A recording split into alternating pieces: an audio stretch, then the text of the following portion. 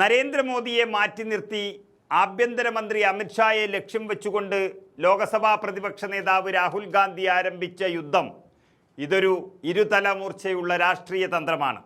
പാർലമെന്റിൽ വെച്ച് അമിത്ഷാ പോലീസ് ഉദ്യോഗസ്ഥരെ ഫോണിൽ വിളിക്കുന്നതും കേന്ദ്രമന്ത്രി ജിതേന്ദ്ര സിംഗിന് അമിത്ഷായുടെ കോൾ തുരുതുരെ വരുന്നതും താൻ കണ്ടുവെന്ന വാർത്താ സമ്മേളനം വിളിച്ചു പറഞ്ഞ രാഹുൽ ഗാന്ധി ഈ രാജ്യത്ത് ഏകദേശം 50 കോടിയിലധികം വരുന്ന വിദ്യാർത്ഥി യുവജന സമൂഹത്തെയും അവരുടെ രക്ഷിതാക്കളെയും നേരിട്ട് ചിന്തിപ്പിച്ചിരിക്കുകയാണ്. നമുക്കറിയാം, BJPയുടെ സംഘടനാ കരുത്തിൻ്റെയും പ്രധാന തീരുമാനങ്ങളുടെയും കേന്ദ്ര ബിന്ദുവാണ് അമിത്ഷാ എന്ന നേതാവ്. അദ്ദേഹത്തെ ലക്ഷ്യമിടുന്നത് ഭരണകൂടത്തിൻ്റെ കാതലായ നയങ്ങളെ തന്നെ ചോദ്യം ചെയ്യാനാണ് രാഹുൽ ഗാന്ധി ഇവിടെ ആരംഭിച്ചിരിക്കുന്നത്. പ്രതിപക്ഷ നിരയിലെ ആവേശം എന്ന് പറയുന്നത് ഭരണപക്ഷത്തിൻ്റെ ഏറ്റവും കരുത്തനായ തന്ത്രജ്ഞനെ നേരിട്ട് ആക്രമിക്കുന്നതാണ്. ഇത് പ്രതിപക്ഷ സഖ്യത്തിൽ കൊണ്ടുവന്ന വലിയ തരത്തിലുള്ള ആവേശം വിജയിച്ചു വരികയാണ്. രാഹുൽ ഗാന്ധി അതിശക്തനായ ഒരു കൊടുങ്കാറ്റായി മാറുന്നു എന്നുള്ളതിൻ്റെ വ്യക്തമായ സൂചനയാണ് BJPയുടെ ഇപ്പോഴത്തെ നീക്കങ്ങളിൽ നിന്ന് തന്നെ മനസ്സിലാകുന്നത്. രാഹുൽ ഗാന്ധിയുടെ വാക്കുകളെ തന്നെ കേന്ദ്ര സർക്കാർ ഭയക്കുന്നത് കൊണ്ടാണ് എല്ലാ രേഖകളിൽ നിന്നും രാഹുൽ ഗാന്ധിയുടെ വാക്കുകൾ തന്നെ ഒഴിവാക്കിക്കളഞ്ഞത്. ആഭ്യന്തരമന്ത്രി അമിത്ഷാ 30 കാറുകളുള്ള വാഹന വ്യൂഹത്തിലാണ് സഭയിലേക്ക് വന്നതെന്നും അതിൻ്റെ അകത്തിരുന്ന് അദ്ദേഹം വിറയ്ക്കുകയായിരുന്നു എന്നും ഉള്ള പരാമർശങ്ങളാണ് ഇപ്പോൾ സഭാരേഖകളിൽ നിന്നും നീക്കിയത്. കൂടാതെ വിദ്യാർത്ഥികളെ വെടിവെക്കാൻ ആഭ്യന്തരമന്ത്രി അനുമതി നൽകിയെന്ന പരാമർശവും സഭാരേഖകളിൽ നിന്നൊക്കെ മാറ്റിയിട്ടുണ്ട്. അതുപോലെ തന്നെ RSSനെ കുറിച്ച് പരോക്ഷമായി പറഞ്ഞ ഇഡിയറ്റ് പരാമർശവും സ്പീക്കർ സഭാരേഖകളിൽ നിന്ന് നീക്കി.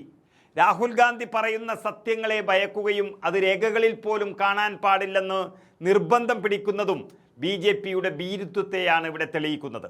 രാഹുൽ ഗാന്ധി മാപ്പ് പറയണമെന്ന് ആദ്യം പറഞ്ഞു നോക്കിയെങ്കിലും മാപ്പല്ല കോപ്പ് പറയുമെന്ന രാഹുലിൻ്റെ മറുപടിയിൽ ഒരു യുദ്ധത്തിൻ്റെ ധ്വനി ഉണ്ട് എന്ന് മനസ്സിലാക്കിയാണ് വാക്കുകൾ തന്നെ നീക്കം ചെയ്തത്.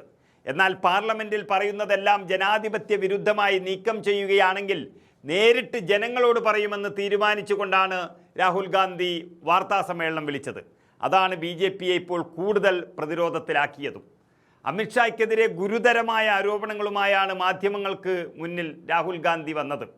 പെല്ലറ്റ് പ്രയോഗത്തിൽ പരിക്കേറ്റവരുടെ ചിത്രങ്ങൾ പ്രദർശിപ്പിച്ചുകൊണ്ടായിരുന്നു ആ വാർത്താ സമ്മേളനം അദ്ദേഹം നടത്തിയത്. മർദ്ദനത്തിനുപയോഗിച്ച ആണിയടിച്ച പലകയും ഒപ്പം പോലീസിൻ്റെ അതിക്രൂരമായ വേട്ടയും വ്യക്തമായി ദൃശ്യങ്ങളിലൂടെ കാണിച്ചു കൊടുത്തു ഈ രാജ്യത്തിന്. ലോകസഭയിൽ പറഞ്ഞതിനേക്കാളും അതിരൂക്ഷമായി ആഴത്തിൽ തന്നെ ജനങ്ങളിൽ അത് ഓളമുണ്ടാക്കി.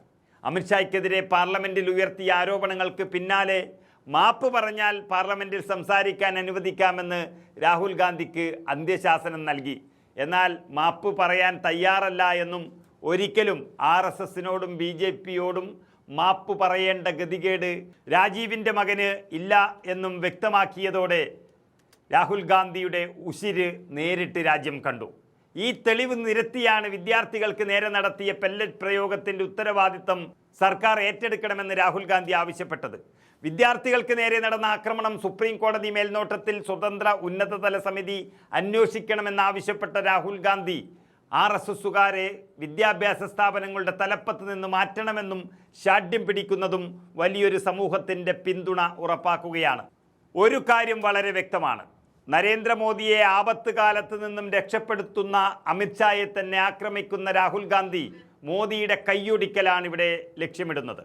പ്രതിരോധത്തിലാകുന്ന അമിത്ഷാ കൂടുതൽ ഭയപ്പെടുന്നത് നരേന്ദ്രമോദിയെയും ആശങ്കയിലാക്കുന്നു. അമിത്ഷായുടെ നേരെ രാഹുൽ ഗാന്ധി നടത്തുന്ന ആക്രമണം അത് കേന്ദ്ര BJP ഭരണത്തിൻ്റെ താളം തെറ്റിക്കുകയാണ് യഥാർത്ഥത്തിൽ.